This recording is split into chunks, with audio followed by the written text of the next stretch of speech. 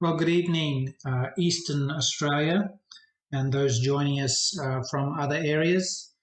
This is the fourth repeat of a live webinar, part of a series. So welcome to Polio Survivors and their health conditions.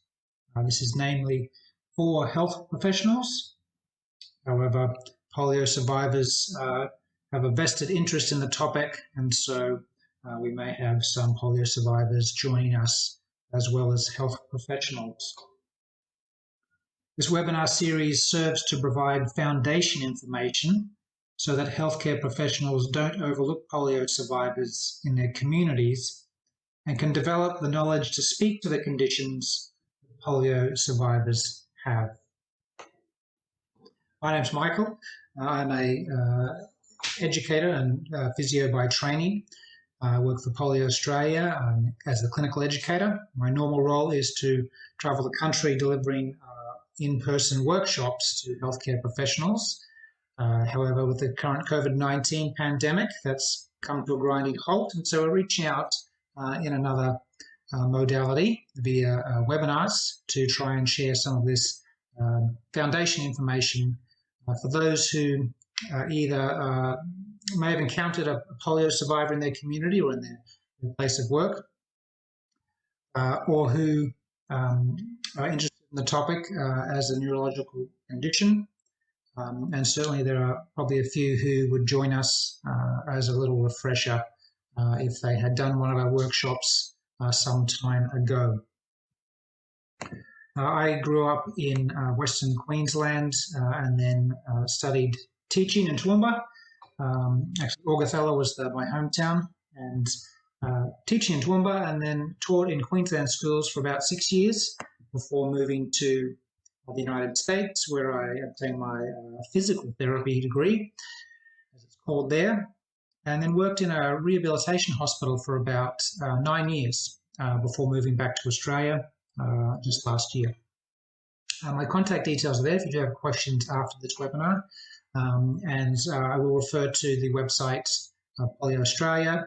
That's the main website access point, but there's also poliohealth.org.au, which is our professional website, which has resources oriented more to professionals that serve our polio survivors. This is session 1, polio and its survivors is the topic. The series is run over 2 days, and then today and tomorrow, and then the same 2 days next week. So this week is basically an orientation to polio and its survivors and the post-polio conditions of late effects of polio and post-polio syndrome. Session 3, which will be next Wednesday, is more oriented to medical practitioners. And then session 4, oriented towards allied health practitioners. You're certainly welcome to join, and I encourage you to join all of these webinars. It will paint a very broad picture of survivors, the conditions, and aspects of the condition that both medical practitioners and allied health practitioners need to be attuned to. When I worked in Colorado in the rehab hospital, one of the things I really enjoyed about working in such a setting was that you always had input and learned a lot more about patients and conditions by listening to other professionals speak. So I certainly endorse joining us for all four. There was a question of professional development credit for this series, but this is fairly foundational. It actually is the backbone of the clinical practice workshops that we run across the country. There may be a future webinar. We're kind of contemplating developing a short series that is directed towards specific professions, in which case these 4 webinars would serve as the part of that series, with the specialist webinar being the assessment 5 webinars. So, yeah, as I said before, they're sort of aimed at polio professionals in the Australian healthcare scene, but also to polio survivors. There's also, you can see on the right here, there's a webinar reflection form. I grounding is in education, and so I'm most interested in knowing what you're going to do, what information that we provided in this webinar and subsequent webinars was the most impactful for you, and then what are you going to do with that information? So there's a few questions about that, your intent with what you learned.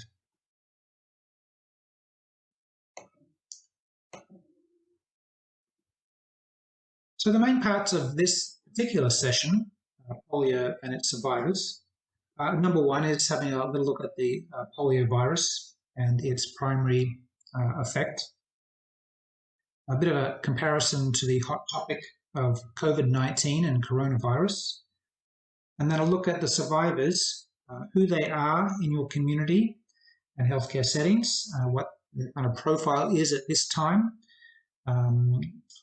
and aspects of their lived experience.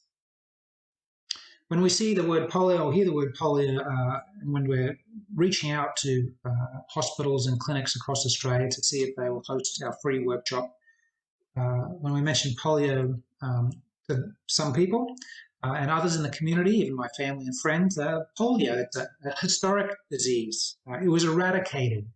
It was a vaccination success. What more could there be to know about polio? And the reality is that it hasn't quite been eradicated. It is certainly not historical yet. And yes, it was a vaccination success, but that vaccination program is still running. We'll talk a little bit about that in one of the slides in this particular session.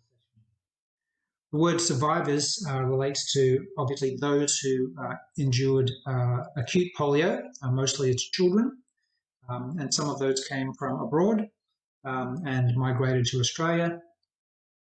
And where are these survivors at now? And what's this generation gap that we're trying to bridge between survivors and current healthcare professionals?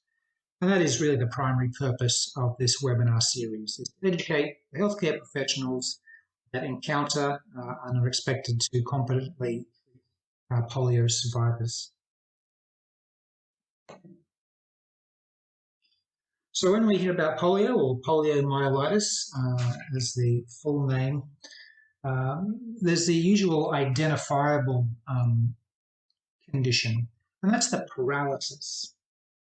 So of all those who are infected with polio, only about 1 to 2% of cases were paralytic cases. They were clinically identified and were usually sent to hospital, isolated, knowing that it was a contagious condition, and weakness of around 50% was a clinical sign that there was distinct paralysis. Of those 1 to 2% of paralytic cases, about 10% had bulbar symptoms as well. And you might recognize this subgroup of the paralytic group as being those who were more inclined to have to use the iron lung. And if you look at the list there under bulbar on this particular slide, you can see all those key brainstem functions were affected by the polio virus, and knowing that the anterior horn of the spinal column, or part of the central nervous system, brain stem is also a part of the central nervous system. The polio virus certainly was apt to find its way there and affect these structures. With that in mind, you can appreciate that this was the high fatality group. The ability to continue to function and live with severe affected brainstem structures were not very compatible with survival, unfortunately. Non-paralytic makes up the vast majority of polio cases, about 98%. Now, you may notice there's a bit of a bridge there of where's the other 6. Well, there's another 6% here that were non-paralytic but had symptoms, milder symptoms and non-standard symptoms. And we'll talk about that soon as well. diagram on the bottom left is a basic representation of that initial infected neuron. You can see two nerves coming out to innervate muscle fibers from the spinal cord. The one that has turned white is infected, and that one would die. That would leave some innervation to a muscle group, and that remaining nerve would then terminally sprout those little branches with the white dots in that particular image, and it would adopt the muscle fibers that had lost innervation from the infection.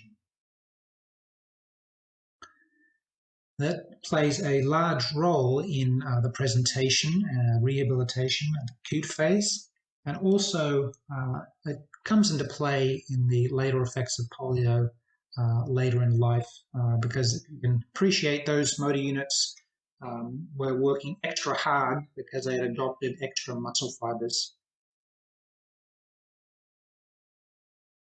As you can see, when we're talking about post-polio, we're going to consider the symptoms and signs that are additional to paralysis, because what we'll find in the second session is that those additional symptoms and signs, as if not more affecting function than paralysis itself.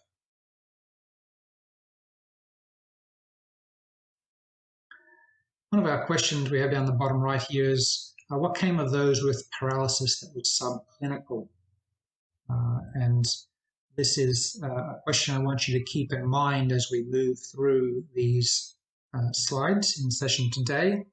We're going to kind of touch base with that question, remembering that subclinical is not necessarily asymptomatic, but subclinical paralytic, where they had some signs of flu or some stiffness or sore muscles, or weren't feeling too good when their sibling developed polio. So keep an eye on that. To address the elephant in the room, that is currently coronavirus and COVID-19, quite a distinct difference between poliomyelitis and the coronavirus.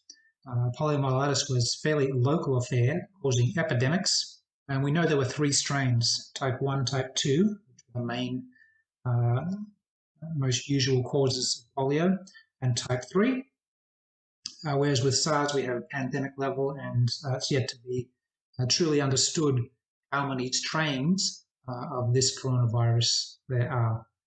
The route of infection is certainly different, and a very notable point is that with polio, polio was a summer disease, and children were affected primarily. And in last century, it was primarily middle and upper class families who were affected. Coronavirus is a little less selective in terms of class, although that yet has to be determined as well, early stages, but it did affect older adults. And one way to consider this, certainly I as a parent was very relieved to find that children were being spared with the coronavirus. But back in the day of the polio epidemics, losing a child, losing children, being unsure, was a loss of the future, the potential of the society was being affected. Where we have a virus now that is affecting the older adults, that is, the result of that is that we lose our experts. We lose decades of experience in those who have succumbed to coronavirus. Neither end of this spectrum is easy to swallow, but we have to face it with the best tools we can. Looking at the symptomatic levels, of course, for coronavirus, those are yet to really truly be determined. And there are plenty of current vaccination development projects running. Polio has had a very successful vaccination project course since the mid-50s. But when those initial motor neurons are damaged and killed, there was no cure for that aspect of the disease. And so we have to keep in mind as we kind of move forward through the coronavirus pandemic, all these unknowns that we look at the polio list on the left here, and there's been plenty of time to study the virus and plenty of decades of work going into this and then the vaccination projects. But we're only 5 or 6 months into the coronavirus pandemic.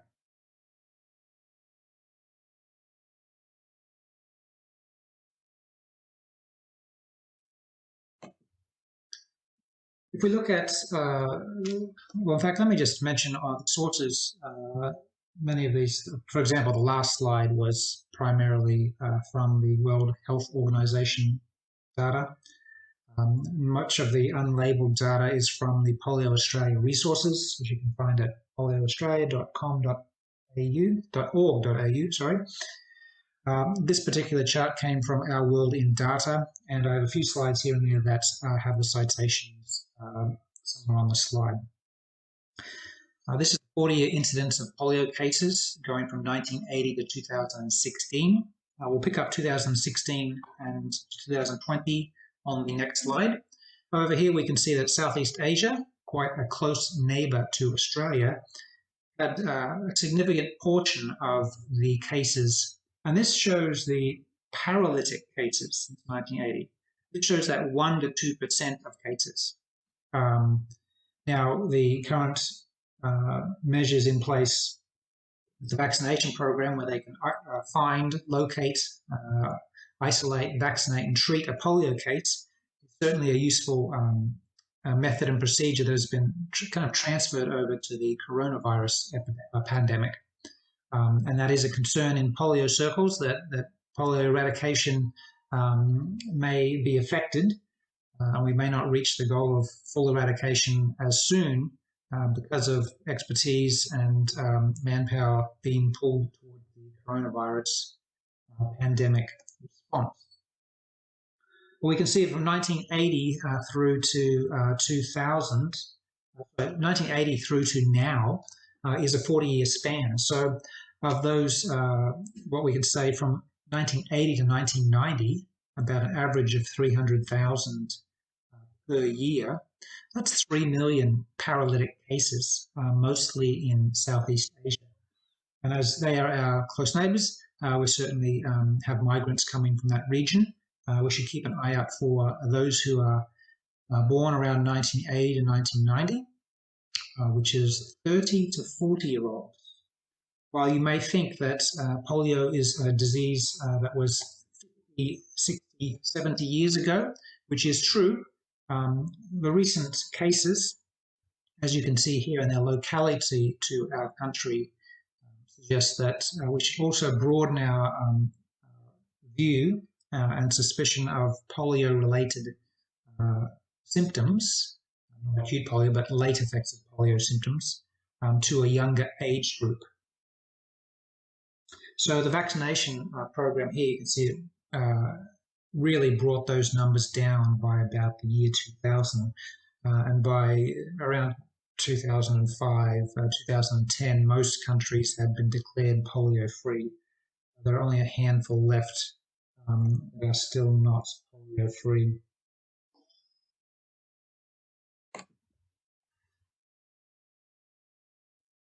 So if you look in the top right corner here, we have our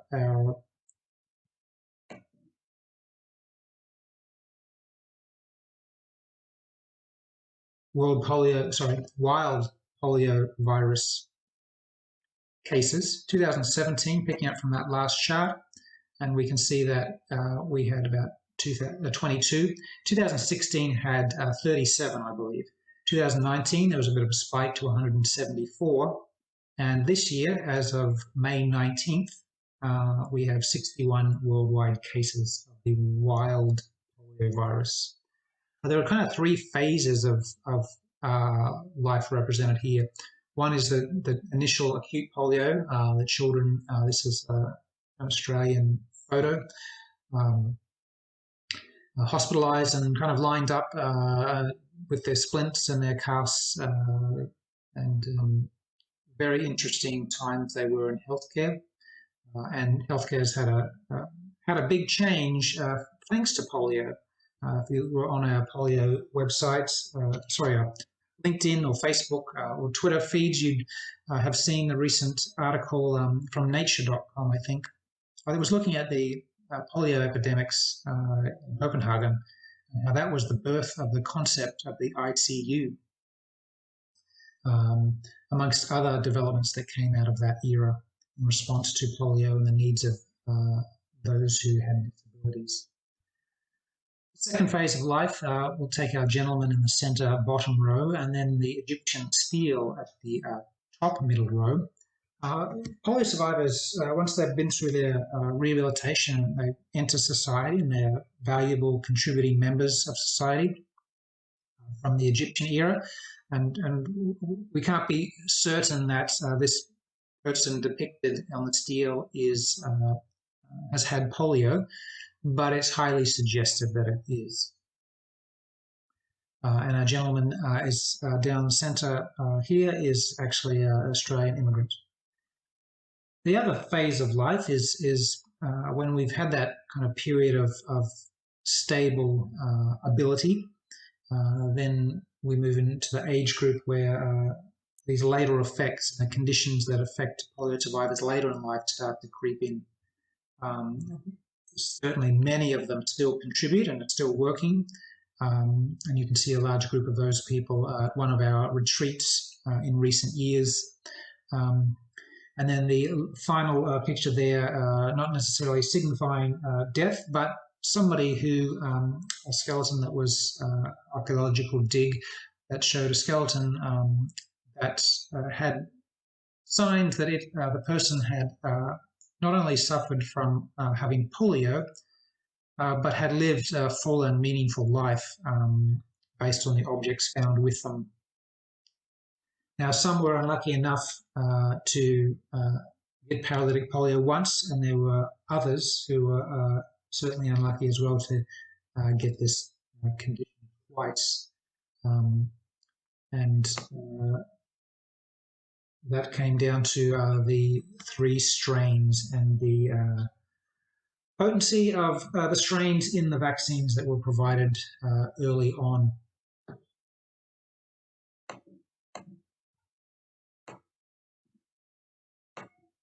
So taking a further look at survivors, in 2013, the Polio Western Australia organisation did a survey, and they had about 1,200 people respond. Only 640 of those people who responded nominated how long they spent in hospital with acute polio. So going back to that start, the acute phase of polio infection. Now, part of that reason for the number discrepancy is that many didn't ever talk about it with their families. Many didn't know until much later that they'd actually had polio as a child. And this comes back to how polio, if someone in your family had polio, how it was viewed by others in the community and the society. If we look at this chart, the blue vertical lines are the number of respondents, and that is for a particular length of time in hospital. So the tallest blue line there that hits the 90 region, that shows 3 months in hospital. And then in the right-hand end of the red arrows shows the 12-month. Now the left-hand end of the red arrow is 2 months. So that's 8 weeks through to 52 weeks as shown by the red line. And that accounts for 2/3 of those who responded to this survey. So most of them were in hospital for less than a year, but you can see on the far right of the chart, there are a number who are there for 1.5 years, 2 years, 3 years, all the way up to 35 years, some type of hospitalization. What does this mean? Well, psychologically, we know what happens with the rehabilitation of polio, that we can deal with the initial paralysis and then gradually rehab the body and muscles back towards ability to weight bear and take a step and function. But in terms of the psychology of being separated from family and friends, removal from your family, being in hospital for months to a year or more, having limited visitation, family being ostracized in the community, away from your siblings, travel limited because it was a summer-oriented epidemic. Often the swimming pools were closed, the libraries were closed, the cinemas were closed, many stores were shut down in communities. So this probably sounds very familiar to what 2020 has presented us with. Despite that separation, these children were supported by the healthcare professionals that treated them, and certainly had to face some very big questions about their mobility and their life and their ability as children under 10. The healthcare professionals certainly played a role in this psychology because they knew at that stage that if they didn't, the patient didn't have severe bulbar effects, and even if they did, sometimes they survived and rehabbed, but that they would regain mobility and that these children would re-enter their families and communities. So there was this kind of a cheer squad effect that, you know, if you want to get there, you have to work at it and you have to press forward and make the most of what you got. And so this repetition, if you think about someone saying those kind of things to you as a child when you're very impressionable, you certainly believe it. And a lot of the personality traits of polio survivors has at least a hint of this determination to overcome difficulty. And so there's a sense of ability in their identity, that they proved what they could do in their rehabilitation, despite sometimes needing bracing for a number of years or perhaps the rest of their life, or needing mobility devices like crutches and wheelchairs and that kind of thing. They proved they could do it. And so there's an identity of ability rather than disability.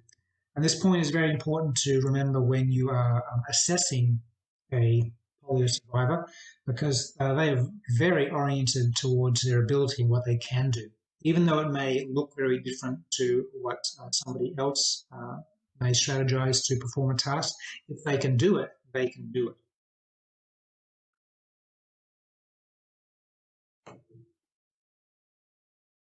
So this chart is a very useful chart when looking at the effects of health events and level of function over time. It's from the geriatric physical therapy book from my training years. It really struck me as really a great example of how to kind of picture a health event and what happens in terms of function. So in the top section, the white section, is no assistance needed. The person independently functions. Below that functional threshold black line, there's a pink zone where that person needs assistance to function. The timeline runs across to the right-hand side. Early in life, we're maximum function. 20s and 30s, we're at our peak physical function. But you can have a health event. It can be a flu, it can be a fracture, maybe a car accident, a disease of some description that slides you down towards having less easy function, but you certainly still independently function. Some recover quickly, which is the first blue up arrow. Some take a little longer, and some never quite bounce back, but they certainly continue independently. The red line, health event 2, is more symbolic of what happens with a more severe health event and something like polio, where the initial event takes you into the needs assistance to function zone. And if you think about those who had polio, these are children mostly less than 6 years of age, who are existing in this zone and had to work their way out of it. So that first red arrow coming up moves from the needing assistance to no assistance needed. However, they may do things differently with different strategies, and they may have some reliance on assistive devices. The second red line is someone who takes a lot longer in their rehabilitation to break over that functional threshold need. And then there are others who don't head that direction and require ongoing assistance to perform functions. If you look at the grey line at the very top, the normal aging loss, functional loss, is about 1% per year after age 65. The other grey dotted line, the first section with the arrow labeled number 3, is related to a stable level of disability or stable level of function that polio survivors go through. That could be from 10 to 50 years, depending on the individual and their lifestyle and other variables that we'll look at in tomorrow's webinar. Dr. Halstead out of the United States in 2006, his book, I can't remember the title, but he labeled these as kind of phase 1, 2, 3, and 4. 4, the last red arrow, is post-polio syndrome. Now, with late effects of polio, you have a slightly higher rate of decline or loss of function at 2%. And you may think, well, 2% isn't much away from 1%. But we do have to appreciate that that 2% is someone who has already lost a lot of maximum potential function. So their threshold is lower, they're closer to that functional threshold, and losing 2% can be quite significant per year. So we consider their baseline, and then what's the capacity they have to stay away from that functional threshold. So end of last year, we did, Polio Australia, we did a survey with regard to seeking the input of polio survivors on their health and challenges they had with healthcare. And this slide gives you an idea of the characteristics of the majority of respondents to our survey. So you can expect a polio survivor in Australia to be around 70 to 90 years old, probably living in a city, had polio before age 6, and had late effects of polio onset after 30 years. Interestingly, many of these polio survivors have one or no other chronic illness, which is against the trend of other older Australians who seem to have more. Part of this survey was to look at what respondents had to say about problems talking to health professionals. 72% of those respondents had something to say. And I'm going to read some of those responses so that you can get an idea of the reason why this webinar series and our clinical practice workshops are delivered around the country. I talked earlier about bridging the education gap and the generation gap to make sure that polio survivors are given the health care that is best for them and their condition. And so health professionals have been lacking in education on polio, no fault of their own. It's one of those cases where we had a condition that was very prominent, and then a vaccine took care of it. And so the initial disease focus has gone elsewhere. But it's time to bounce back in that direction. Dr. Mary Westbrook out of Sydney back in 1991 had a survey with polio survivors as well, and even at that time respondents were citing problems with finding somebody who could understand their problems, their health problems and their condition. And this problem is actually also reported internationally, different countries. The Scottish Post-Polio Network, I broadcast to Great Britain, Ireland, Scotland, region this morning, and their website actually outlines how that post-polio network was established. It was for the very same reason, problems talking to health professionals who knew the best way to treat a polio survivor. So some of the comments made were, younger doctors don't understand. Anaesthetists will not listen to me. I only have life-threatening operations now. My GP does not understand why I fall over regularly and is completely dismissive about my swallowing difficulties. Physios are determined to strengthen my muscles with exercise that is beyond my ability. They want me to give them proof that I had polio 59 years ago in another country. I am a health professional. I don't even try and explain to other GPs or health workers. I have a medical registration. So we can see there's quite a broad scope of problems that are cited. And this generation gap, this education gap, disregard sometimes misconceptions about polio and post-polio. It's hard to pin down any one thing, but we know there's a cluster of issues and barriers, and we're trying our best to reduce those. This is a list of polio survivors who you may be familiar with. So take a read of that list.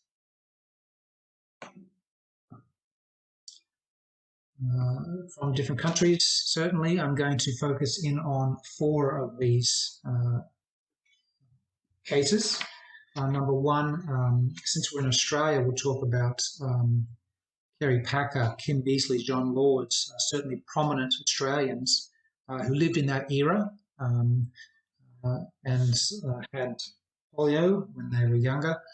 John Laws actually was one of those who was unfortunate enough to have polio twice, once when he was very young and then once when he was a teenager. Further afield, internationally, we have Mitch McConnell, who you may know from the US Senate, the majority leader there.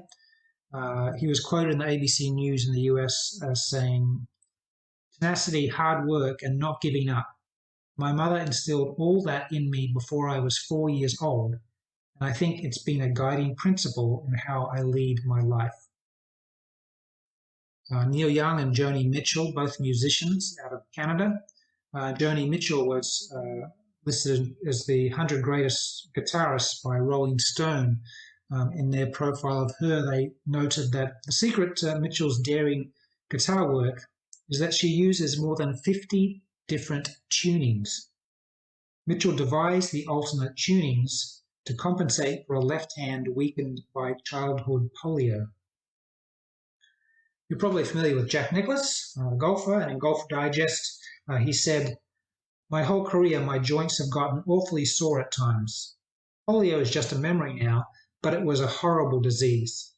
I got it a year or 2 before Jonas Salk's polio vaccine was distributed." And the fourth one here is disability advocates. I'm just going to hone in on the United States here. An advocate, activist known as Ed Roberts, who spent time in the iron lung and required iron lung use as an adult. He was an activist at Stanford University in California, and he led a move to get curbs cut out for wheelchair access, and he also developed the model for Centers for Independent Living in the United States. His case was interesting. His high school actually refused to let him graduate because he had not completed his driver education or physical education. That's a reflection of the attitude of that time to those who are disabled. In 1976, Ed Roberts was appointed director of the California Department of Vocational Rehabilitation. That agency had deemed Roberts too disabled to hold a job in 1962. So things certainly changed. Roberts. Disability advocates, American Disability Act was certainly driven and moulded by the activity of advocates who had experienced polio or who were related or had friends who had experienced polio, and they got to see firsthand the level of difficulty that those people had navigating systems built for the able-bodied. The last one here in the orange is Mr. 40. And he's a gentleman who I encountered in my training who I was happy to assess. His daughter, who was a fantastic advocate for him, brought him in. He wasn't so happy about attending, but she insisted that he attend. And I assessed him, and he certainly had need for some bracing. He was walking with pain. And his daughter was concerned that he was less comfortable and less mobile and didn't seem to be as happy. So I certainly, from my perspective as a young therapist, was, well, I understand your condition. I've actually had some training in post-polio syndrome through my education. And this is kind of the best thing for you and what you need. However, our gentleman was not on board with this plan. Nothing is wrong, he said. I'm doing fine. And in response to nominating the brace, he said, well, I won't wear it. And this is a part of, again, going back to the psychology of being determined that I'm not going to be using those devices again. I made it through as a child. I can do what I need to do. Nothing is wrong. I don't need help. And sometimes this is a battle for advocates, family members, friends of polio survivors. But the good news is that when approached the correct way and framed in the correct way, that many survivors are more than willing to try things to enable to maintain their level of function and their quality of life.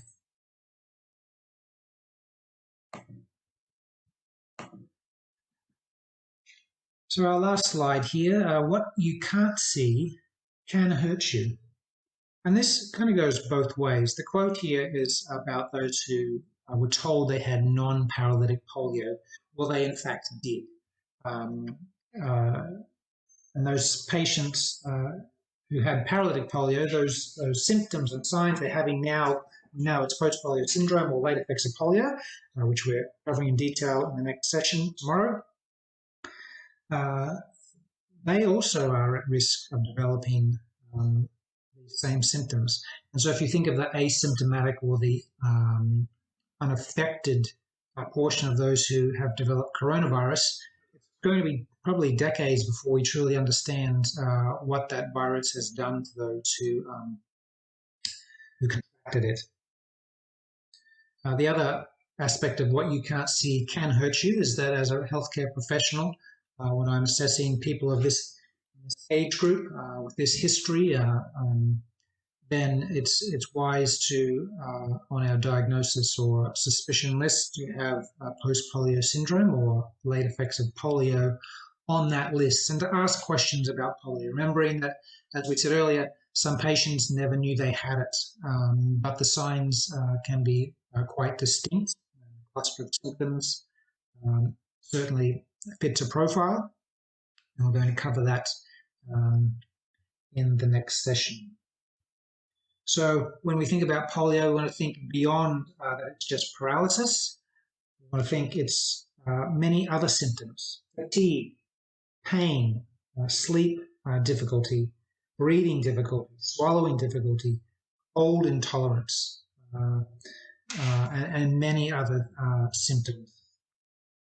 In terms of local resources, Polio Australia has quite a large collection of printable, online, watchable resources which you can go online, all free.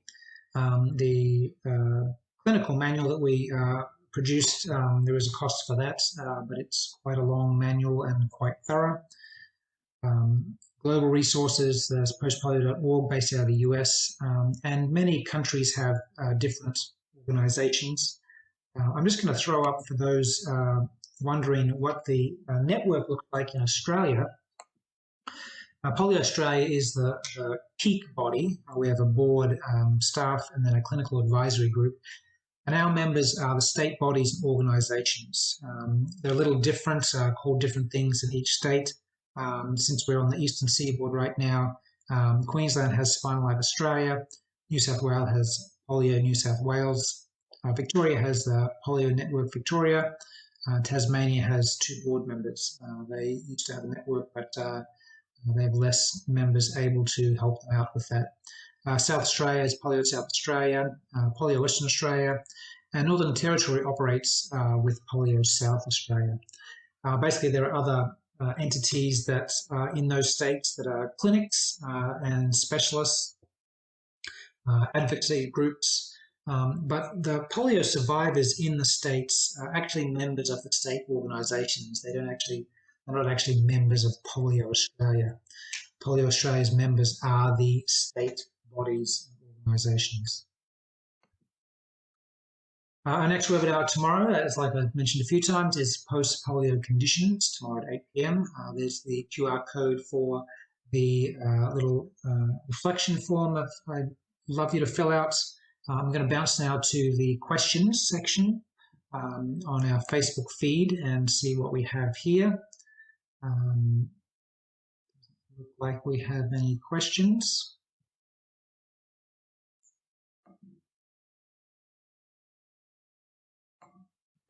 So we're going to draw that to an end for today. Again, here are my contact details. If you have any questions, my job is to educate the health professionals across Australia. That responsibility doesn't really lie with the state bodies because they're looking after all of the polio survivors. However, they do certainly have elements of education and certainly advocacy and even calling them and speaking to them is certainly worth your time to get a better insight into polio survivors in Australia. So until tomorrow night, signing off, and we'll pick up the topics post-polio syndrome and the late effects